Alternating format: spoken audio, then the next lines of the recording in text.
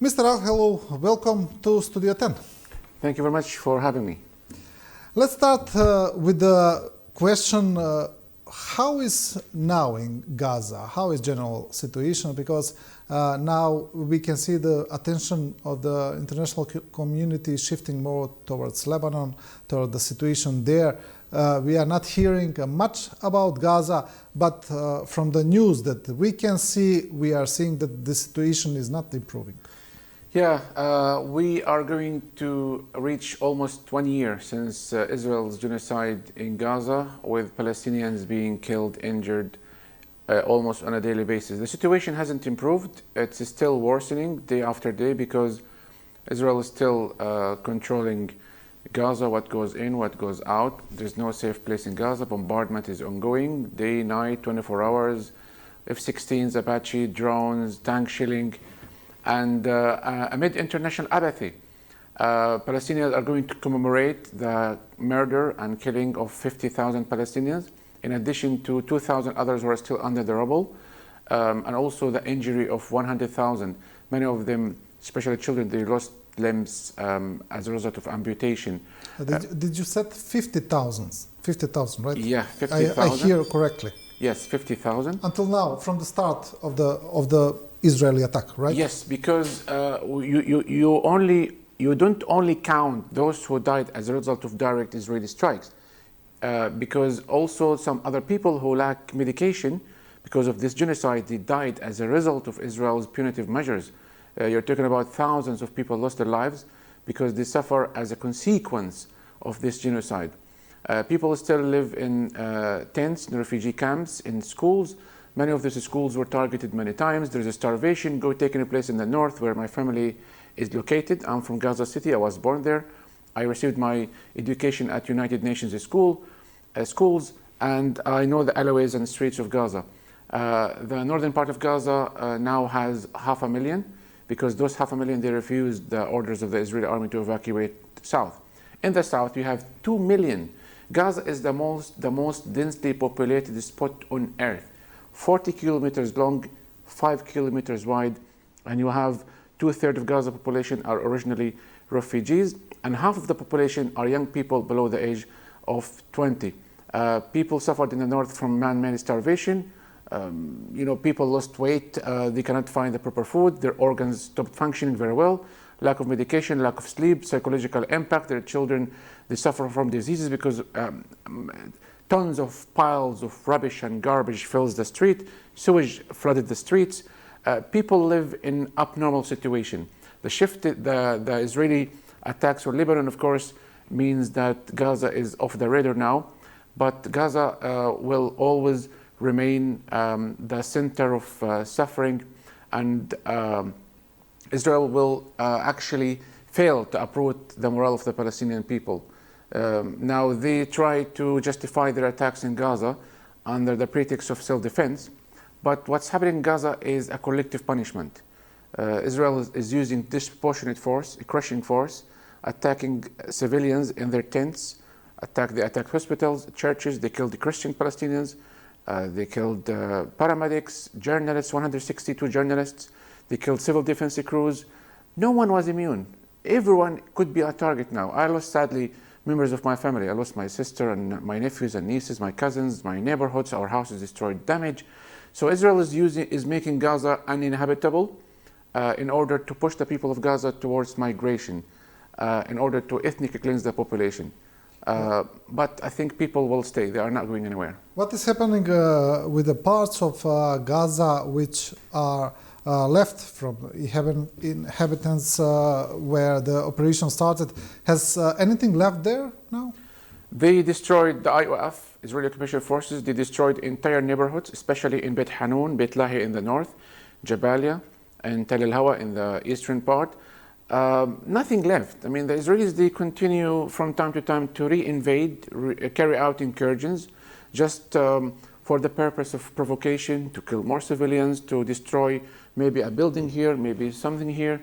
I mean, they run out of targets. There is nothing to bomb in Gaza. 80% of Gaza has been destroyed. And so many people are still under the rubble, buried under the rubble. They even destroyed cemeteries. They destroyed universities, schools, mosques. infrastructure, telecommunication devices, companies, electricity, power, water wells, anything you can use, you can think of has been destroyed. So it's just for fun. If they do the incursions again, just for the sake of saying, well, look, we don't want you to even dare to mention the word resistance. So they continue the provocation because they want to prolong their existence in Gaza. They want to reoccupy Gaza, and they are looking for a solution. The reason why this genocide is ongoing, because Netanyahu doesn't know what's the end game, what's next, who's going to rule Gaza. They don't want Hamas to stay in power. Do we see some kind of fighting between Hamas and Israeli forces? Is Hamas doing anything right now? Well, the resistance is diminishing a little bit. You know, they have been weakened. Of course, so many fighters were killed. And Israel has got the technology. They were carpet bombing entire neighborhoods, what they call fiery belts. 1,000-ton bombs dropped on a building. Can you imagine? Gaza was hit with thousands and thousands of bombs, and nothing left. So there's still kind of resistance, yes. People say they will support the resistance because they lost their loved ones. But on the other hand, some people, they say enough is enough. You know, we want to have a normal life. We are exhausted. We see from time to time some videos of Palestinian resistance. They attack tanks, they attack armored vehicles. They send their videos and they are published on Al Jazeera. So it's still there, but it has been weakened a lot. Yes. What is the general stance, public stance in Israel towards the operation? Because we saw some kind of protest in Israel from time to time, but we are not clear what is the message there. Because we didn't see, for example, protests to stop the war, stop the aggression. Yes. But they are protesting about Israeli hostages. They are protesting that Netanyahu is not bringing them fast. Soon, something like that. So the Israeli society, they hold demonstrations in order to pressure Netanyahu to release the hostages and strike a deal with Hamas to release the hostages and then continue the war. They are not protesting, as you say, to call for an end to the war or ceasefire. No, they just want to have the hostages back. So what Netanyahu is doing, he rejected many deals, many ceasefire deals. Hamas has agreed, but he rejected. He kept adding more conditions. He wants to prolong the war in order to drag the American administration feet to the region by waging a war in Lebanon, maybe next Iraq, maybe Iran. And he wants to please the Israeli society because the 7th of October happened during Netanyahu's era. So he doesn't want to leave the political scene without achieving a victory, any kind of victory, by assassinating Haniya in Tehran, by assassinating Nasrallah in Lebanon. And the Israeli society, by the way, they are united. They are against Palestinians. A small percentage who dare to go out into the streets and call for a ceasefire. And those people are marginalized. Because the Israeli media doesn't show the videos that you can see coming from Gaza. Everybody is united behind the Israeli leadership, Netanyahu and his extreme government, because they say the Palestinians attacked Israeli citizens and so on. But the past 355 days in Gaza have been 355 7th of October. Israel justifies this year long under self-defense, but they have killed thousands and thousands of Palestinians. One of the arguments that Israel is using justifying this war is that Hamas was accepted by Palestinians. They vote for Hamas as their government, and there also that many Palestinians accept Hamas was involved in the attack on Israel beside Hamas, and that Palestinians let's say massively rejoiced after that attack, and they are using those arguments to justify this. Well, this is a generalization. I mean, those who celebrated, maybe tens, maybe hundreds, but you cannot punish 2.5 million people because of the act of few. And they say Hamas using civilians as human shields. Israeli forces are using civilians in Gaza human shields. You see how they force them naked, put them in trucks, and they blindfold them and ask them to go into buildings to check if there is resistance activities. It is the Israelis who are using Palestinians as human shields. And this justification or this pretext does not give Israel a right to collectively punish everyone. When Hamas was elected, the election was fair. It was held by Jimmy Carter, the former American president. It was the most fair, the only Palestinian election which brought Hamas to power. So Israel is punishing the people of Gaza because they elected Hamas. And why Hamas was elected? Because the other secular party was corrupt. This is what Palestinians say. And it is Israel who deepened the split between the secular party led by Abbas and the resistance movement led by Hamas in Gaza. And the past years, before this 7th of October happened, Israel was funneling millions of US dollars through Qatar to Gaza. So Hamas is the product of Israel. It's a result of Israel's occupation. Hamas was supported by Israel in Gaza in order to undermine the Palestinian Authority.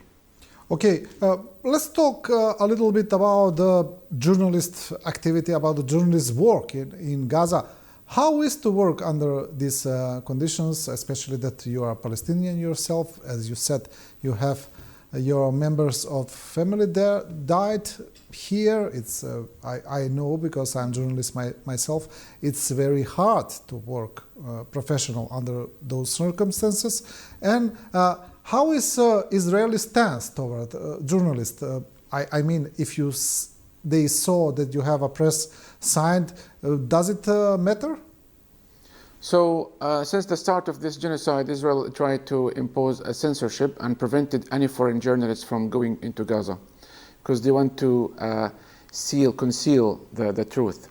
Palestinian journalists, they tried their best to report, to expose the crimes. Many of them, they received direct threats from the Israeli intelligence. Many of them, they are hiding now because Israel accused them of covering the infiltration of the border during the 7th of October. They have to suffer, those journalists currently reporting now, they have to suffer about the fate of their loved ones because many of them, they split from their families. They live in the north or the south. They work with the lack of protective gear, no helmet, no vests. There is no internet, there is no electricity. They don't have, the means and tools that they need. So they struggle. Sometimes they don't have a meal to eat because there is no income, and they work, but they don't receive income because no banks operating, no transaction agencies. So they work in a very dangerous circumstances. It's a very dangerous job to be a journalist in Gaza. I myself was reporting from the field. A tank fired shells towards us. You are not immune. A journalist doesn't mean that you enjoy impunity. Israel can justify that by saying that you are a member of Hamas or you are supporting this party or that party. Al Jazeera journalists were killed. Many other people were killed. So anyone who is working as a journalist in Gaza is actually waiting. It's a death sentence because you could be killed by a sniper. You could be killed by a drone. And Israel can justify that. You said that many journalists had threats from Israeli services. How is that working? How are you receiving those threats? So by receiving the threats to their mobile phones, either by a phone call or by a text or by a WhatsApp message, because Israel controls the database of the Palestinians. Israel controls the frequency, controls the internet. They have numbers they can reach anybody. And in the previous wars, they used to warn the occupants of the building or the house by making a phone call from the Israeli intelligence asking him to leave, to evacuate the building because it will be bombed. So they can make phone calls easily. They can spy on the telecommunication devices. They have their own techniques. They have the latest technology. And see what happened with the detonating of thousands of pager devices in Lebanon. So they can infiltrate, they can spy on telephone lines. What is the stance of the neighboring countries to this conflict, especially of Egypt and Jordan? We are not seeing, we are not seeing from here, but we are not seeing enough efforts to put some kind of pressure on Israel to stop this. Because they signed peace treaties with Israel, Jordan and Egypt. They are the neighbors of Palestine, Gaza and the West Bank. I think also because they don't recognize Hamas and they have issues with Hamas. So they would rather not to intervene, although they can see the civilian population are suffering. Maybe they are under American pressure not to intervene. Maybe because they don't want the sentiment of resistance to flourish in those countries. They want to, quell any kind of solidarity. Gaza shares a 10-kilometer border with Egypt. The border was shut down by orders from Israel, and now Israel occupies the Philadelphia route, which is the 12-kilometer border fence between Gaza and Egypt. Gaza has no airport. We used to have an airport in the year 2000. I flew from that airport to Cairo. We don't have a seaport. Even fishermen are not allowed to fish, only for a limited nautical miles. So the neighboring countries, they don't tend to intervene because at the end of the day, it's not their issue, and they blame Hamas, because they say Hamas, the one who started this infiltration to the border, and they have to pay the consequences. Other Arab countries in the Middle East, in the region, in the Gulf, also they have issues with Hamas. They say it was Hamas who started this aggression, not Israel. But Israel does not need a justification to start a war or a genocide. Before Hamas came into existence, many atrocities happened, many massacres happened. In the West Bank, Hamas doesn't exist, but yet Israel kills Palestinians on a daily basis, arrest campaigns, annexing settlements, all sorts of settler attacks, violence. So Israel keeps provoking the Palestinians and justifying their attacks by saying that Palestinians started this and that. It's a political game here. Israel raised on violence from the very inception of that state by ethnic cleansing the population, the Nakba of 1948. And now the Nakba is being repeated. Now people are living in tents in Gaza in very humiliating conditions. So Palestinians in Gaza, but in all of Palestine, don't have, I don't know how to say, they don't have any hope, I guess. They are not waiting for anything, maybe from the United States to stop the aggression somehow. But I don't see that they are waiting for someone to help, because I think that from your perspective as a Palestinian, no one is going to help. Yeah, Palestinians lost hope in the so-called international community. We've been waiting for this intervention for the past year. Very shy moves here and there by sending aid, but not serious pressure was exercised on Israel to stop this aggression because of the American veto, because of the complicity of some of the Western governments, because of the importation of weapons from some Western governments to Israel. Israel enjoys impunity. You have this spoiled brat that doesn't listen to anybody. And because they exceeded all red lines and they have never been held accountable, that's why they can go on and on and on. So Palestinians, they are hoping on the awakening of the freedom-loving people around the world. They are hoping for a miracle to happen, because as I say, they lost hope. They are in the corner. They are exhausted, and they feel the pain that their fellow Arabs not intervening. So probably things all of a sudden will change. No one knows. But honestly, life is too short, and they are fed up from this hypocrisy and double standard policy. And they say, no one is helping us, so we better, find a solution, find a better future for our children. And although we are known to be a resilient people, but I have to be honest, people started to lose hope. We are looking for a solution to this problem, an end to the occupation, because a ceasefire without ending the occupation, Israel will keep provoking, Palestinians will keep resisting, and the cycle of violence will continue forever. Yes, everyone has a breaking point, everyone has a red line. Mr. Alhelou, thank you for this interview, and I hope if we talk again sometime that it will be on some brighter subject. I hope so. We hope the safety for our family, and all thanks goes to people worldwide, including in Macedonia, for showing solidarity with our just cause. Thank you again.